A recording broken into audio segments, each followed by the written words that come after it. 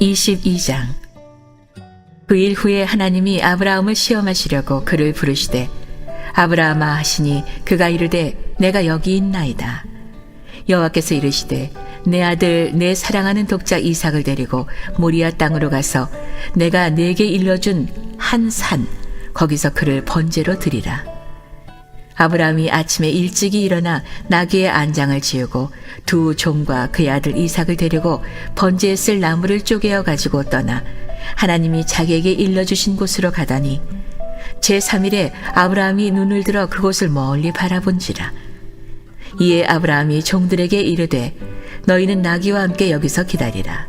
내가 아이와 함께 저기 가서 예비하고 우리가 너희에게로 돌아오리라 하고 아브라함이 이에 번제 나무를 가져다가 그의 아들 이삭에게 지우고 자기는 불과 칼을 손에 들고 두 사람이 동행하더니 이삭이 그 아버지 아브라함에게 말하여 이르되 내 아버지여 하니 그가 이르되 내 아들아 내가 여기 있노라.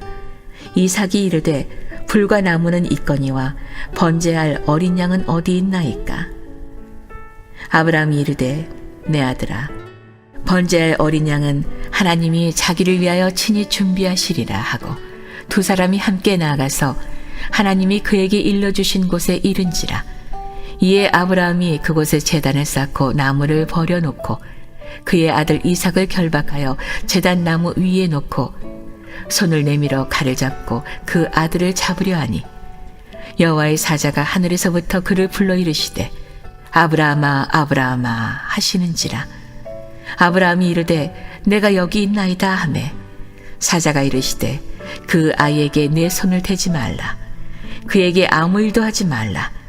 내가 내 아들 내 독자까지도 내게 아끼지 아니하였으니 내가 이제야 내가 하나님을 경외하는 줄을 아노라. 아브라함이 눈을 들어 살펴본즉 한 순양이 뒤에 있는데 뿔이 수풀에 걸려 있는지라. 아브라함이 가서 그 순양을 가져다가 아들을 대신하여 번제로 드렸더라.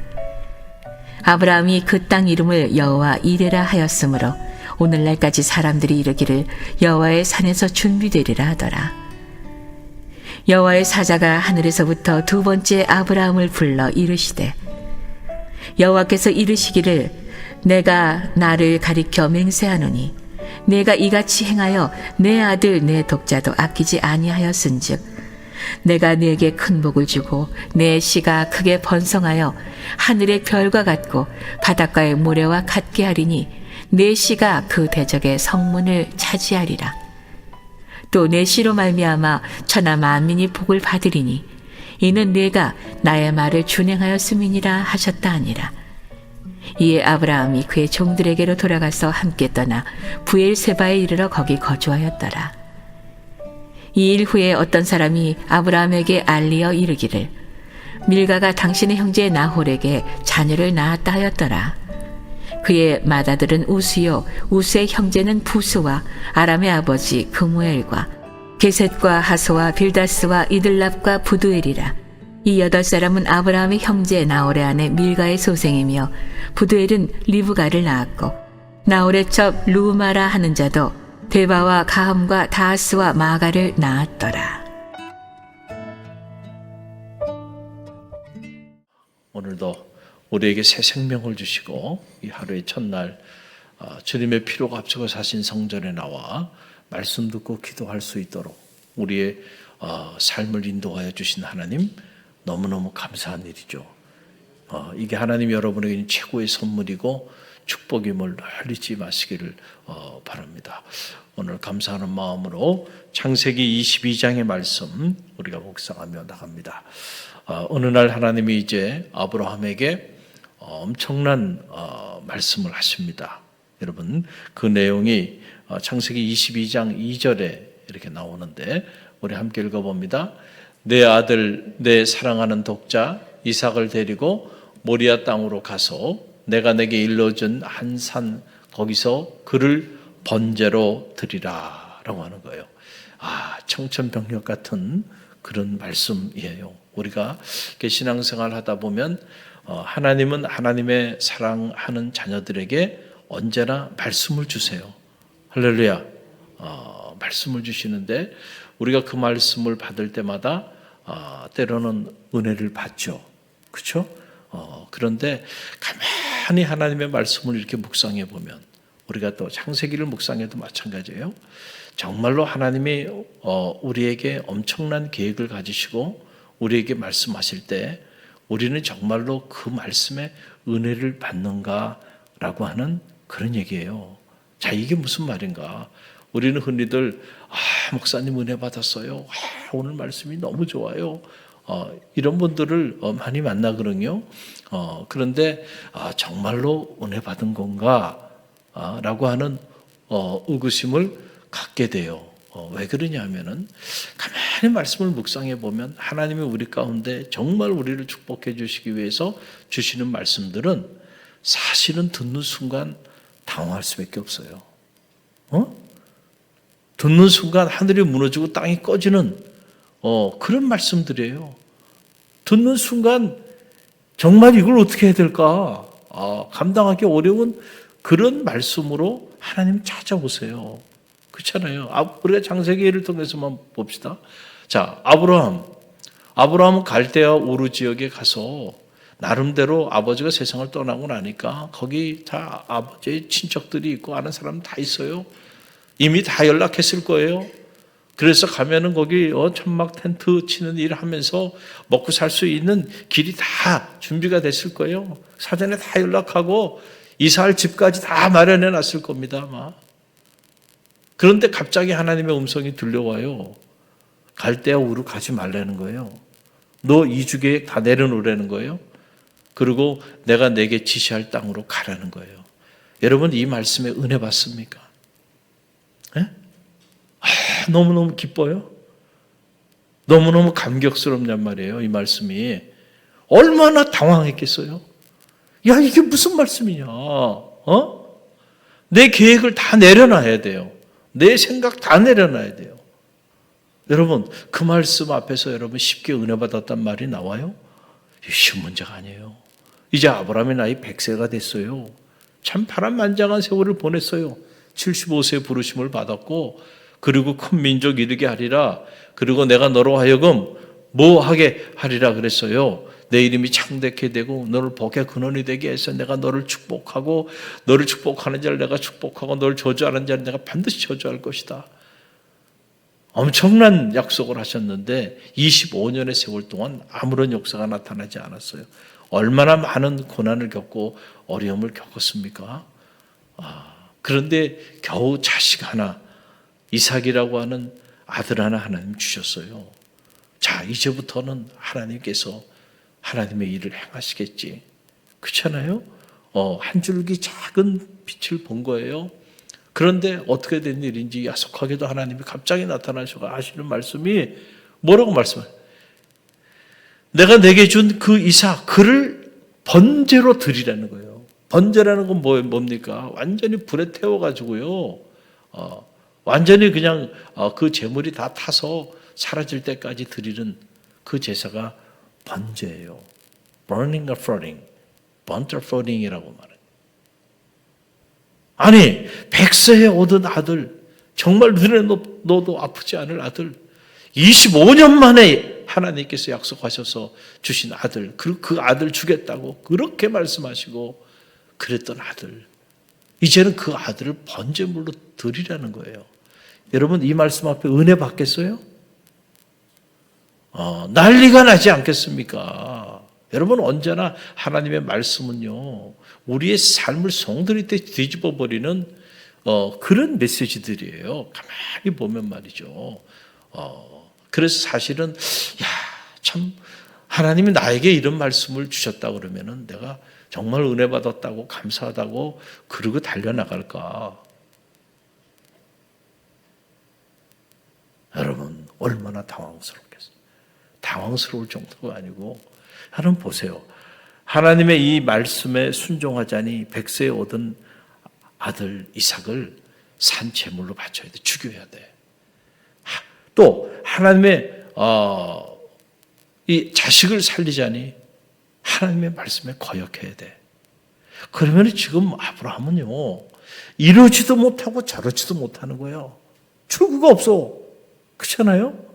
자식을 살리자니 25년 동안 하나님 말씀 붙잡고 살아왔는데 그 하나님의 말씀을 송두리째 내가 부정해야 돼. 또 하나님의 말씀에 순종하자니 100세 얻은 내 목숨보다 소중한 자식을 죽여야 돼.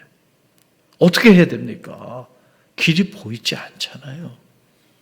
실존주의 대철학자 키르케가르라고 하는 사람은 바로 이 스토리를 통해서 세계적인 철학자가 됐어요. 실존주의의 대부가 됐는데 이 키르케가르라고 하는 이 철학자는 바로 이 스토리 안에서 인간의 실존, 다 자인, 던져진 존재. 인간은 이럴 수도 없고 저럴 수도 없는 그런 한계 상황에 던져진 존재라고 이렇게 표현을 했고, 그럼 이런 실존적인 한계 상황을 극복할 수 있는 길이 어디 있는가?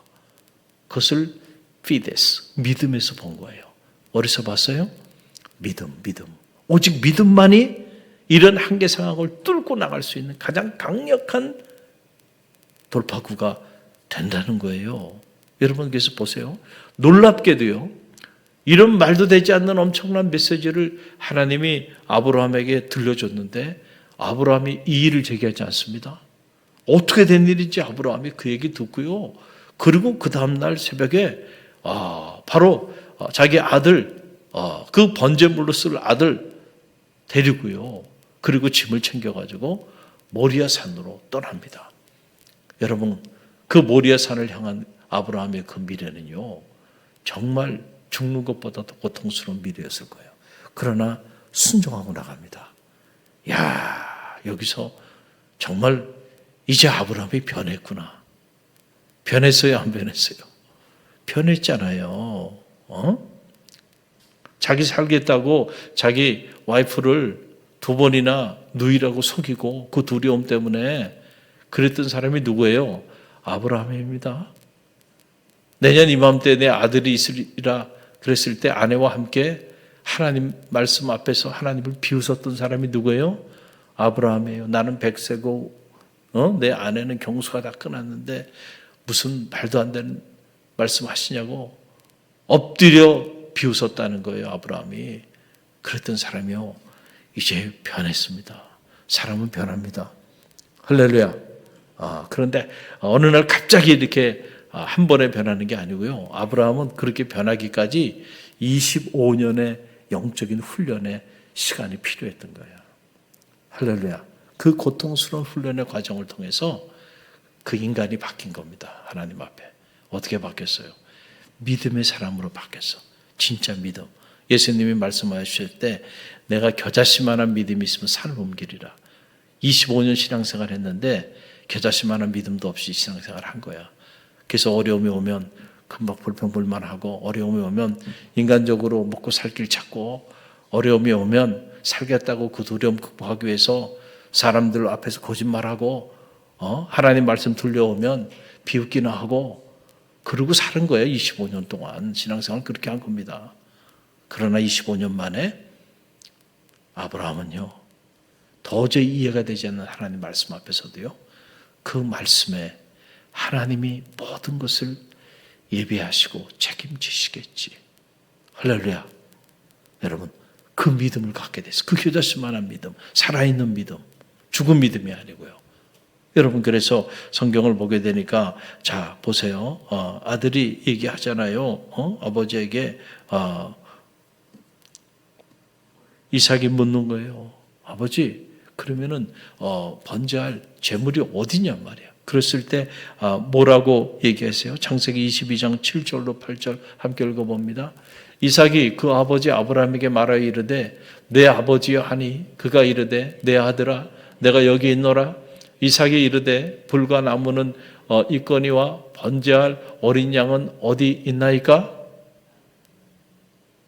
아브라함이 이르되 내 아들아 번제할 어린 양은 하나님이 자기를 위하여 친히 준비하시리라 하고 아멘. 이 정도 돼야 이제 열국의 아비가 되는 거예요. 할렐루야. 아니 아들이 궁금한 거야. 아니 모리아산에 번제를 드리러 간다 그러는데 번제물이 어디냐 말이야. 번제물은 챙기지 않고 그 외에 나머지는 다 챙겼어요. 그러니까 아브라함이 그 아들에게 하는 말, 아들아, 걱정하지 마. 염려하지 마. 응? 하나님이 알아서 다 준비하실 거야.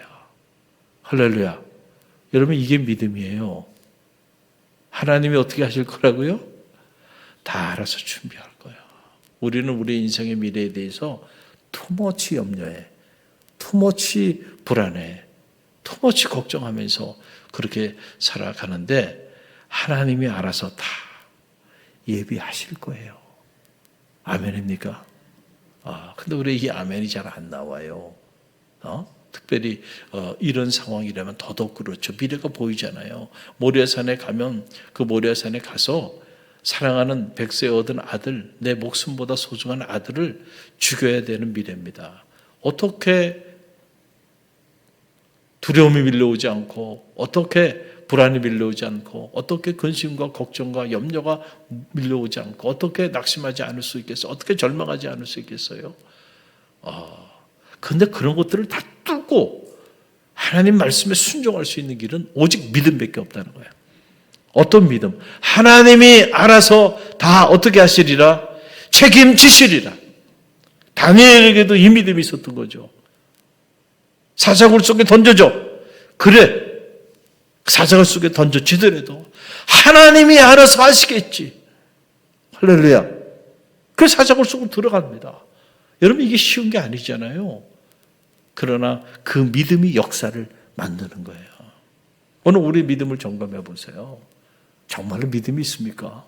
어떨 때 대화를 해보면 이 사람이 정말 영적인 사람인지 믿음의 사람인지 대화가 되지 않고 숨이 꽉 막힐 때가 있어요. 중직자들이 그런단 말이에요. 중직자들이. 영적인 일을 도모하고 나갈 때 보면 너무 인간적인 얘기들을 해요. 야, 이 사람이 정말 신앙생활 하는 사람인가? 너무 코드가 맞지 않는 경우들. 여러분, 아브라함이요. 그에게 있는 건 오직 하나, 믿음. 그 믿음을 가지고 하나님이 알아서 예비하시겠지. 이걸 우리가 뭐라 해요? 여호와 이레의 하나님. 할렐루야. 여호와 이레의 하나님. 알 수 없어. 나도 몰라, 사실은. 어떤 일이 벌어질지. 그래서 나도 불안해. 나도 두려워. 그러나 내가 한 가지 믿는 것이 있어. 하나님 말씀하셨으니 하나님이 알아서 다 준비하시고 하나님이 알아서 다 큰 그림을 가지고 있지 않겠어? 그러니까 그만 좀 얘기해. 할렐루야. 이게 믿음이에요. 이게 믿음. 근데 믿음이 없으면은 계속 계산합니다. 계속 따집니다. 지금 우리 상황이 이렇게 되고 이렇게 되는데 이렇게 나가면 앞으로 미래가 이렇게 전개될 거고. 여러분, 우리의 그 생각대로 예측대로 하나님 일하시는 분이 아니에요. 그걸 넘어서시는 분이에요. 할렐루야. 항상 우리가 그렇게 똑똑한 사람들은 그렇게 판단한단 말이에요. 아니, 왜 우리를 홍해 앞으로 끌고 와서 다 죽이려고 그러냔 말이에요. 그러나 하나님은 계획이 있다니까. 할렐루야. 그러니까 홍해 앞에서도 좀 불평하지 말고, 야, 이 일을 통해 하나님 행하실 놀라운 계획이 있지 않겠는가. 여러분, 그런 생각을 품는 것이 믿음이에요. 근데 그 믿음을 갖는 것은 아무나 갖는 게 아니에요. 아브라함은 그런 믿음을 갖기까지 25년 동안 훈련을 받은 거예요. 25년. 열국의 합의. 이 하나님의 말씀 앞에 그가 순종하며 나가기까지 25년의 세월이 걸려서. 어떤 분들은 평생을 신앙생활해도 이 믿음을 갖지 못하고 하나님 앞에 부르심을 받은 이도 허다할 겁니다. 허다할 거예요. 내가 믿음으로 살아왔다고 생각했는데 돌아보니까 나는 전혀 믿음의 사람이 아니었어. 왜냐하면 이런 하나님의 음성이 들려올 때 우리는 아멘으로 화답하며 은혜 받지 못하고요. 그리고 오히려 시험에 빠지고요. 그리고 기도의 자리, 예배의 자리, 말씀의 자리 떠난다니까요. 우리가 은혜 받는 자리는요, 우리가 원하는 대로 하나님 말씀해 주실 때, 내가 기대했던 말씀을 하나님이 주실 때, 언제나 하나님이 주시는 말씀은요, 아브라함에게 주신 말씀 보세요. 아브라함이 기대했던 말씀은요, 하나님이 한 번도 준 적이 없어. 다 예상을 빗나가는 거야. 그러니 그때마다 아브라함이 그 말씀에 순종한다는 게 쉬웠겠냐 말이에요. 쉽지 않아요. 여러분, 하나님의 말씀을 들여다보세요. 말씀을 들여다보면 우리가 하나님이 우리에게 오늘 우리를 살리고 우리 가정을 살리고 가문을 살리기 위하여 주시는 말씀은 때때로 우리가 기대하고 원하는 말씀이 아니고 그 정반대의 말씀인 경우들이 훨씬 더 많다는 거예요. 그렇기 때문에 이런 말씀 들을 때는요, 쉽게 은혜 받았다는 말 쉽게 안 나오는 거예요. 할렐루야. 그래서 제가 30대 초반에는 설교하고 난 다음에 목사님 설교 너무 좋아요. 은혜로워요. 그러면은 저도 기분이 좋았는데 이제 거의 40년 성직자의 길을 걸어가고 신학자로 신학을 가르치고 연구하고 이제 와서 제가 이렇게 돌아보면 다 허망한 일들이었구나 라고 하는 것을 이제 깨닫고 정말 하나님의 말씀 그 말씀 앞에 산다는 것은 정말 두렵고 떨림을 가지고 서야 되는 거구나. 할렐루야. 그런 생각을 하게 되고 정말 우리를 살리는 것은 하나님 말씀밖에 없고 그리고 그 말씀은 때로 내가 기대하거나 내가 원하는 말씀이 아니더라도 그 말씀은 나를 살리는 생명의 말씀이구나.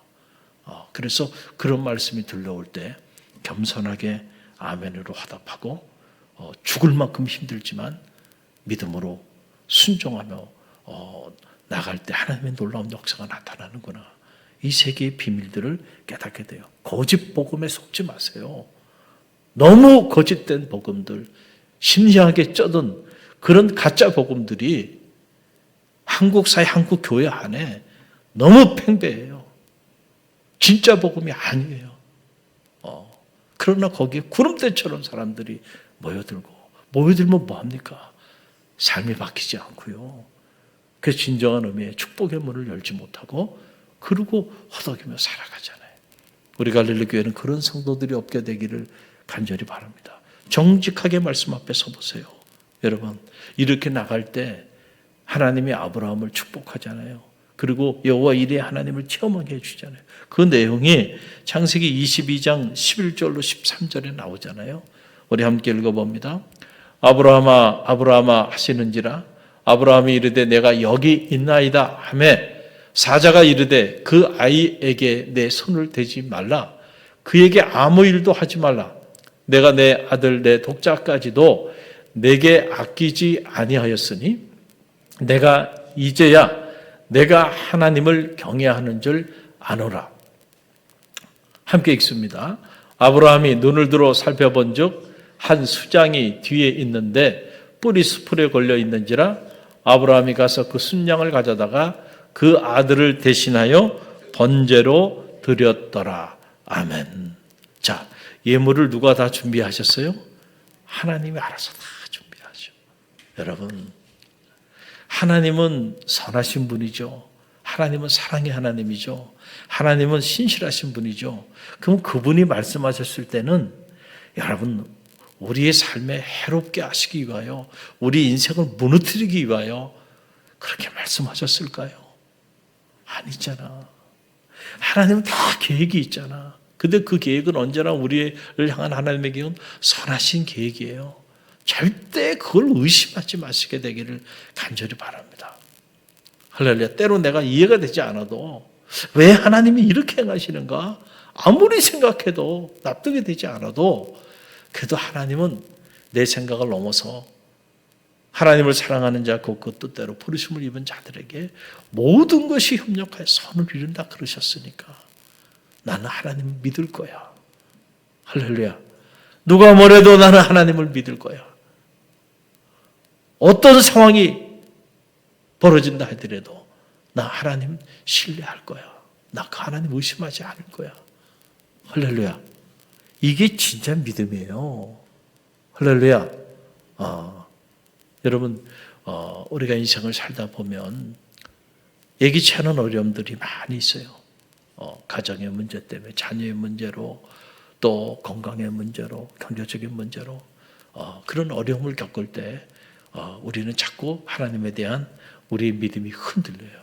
그렇죠? 하나님 살아계시면 어떻게 이럴 수 있어? 어떻게 백세 얻은 아들을 제물로 바치라 그래? 말도 되지 않아요. 그러나 그럴 때일수록요, 하나님에 대한 믿음이 흔들리지 않게 되길 간절히 바랍니다.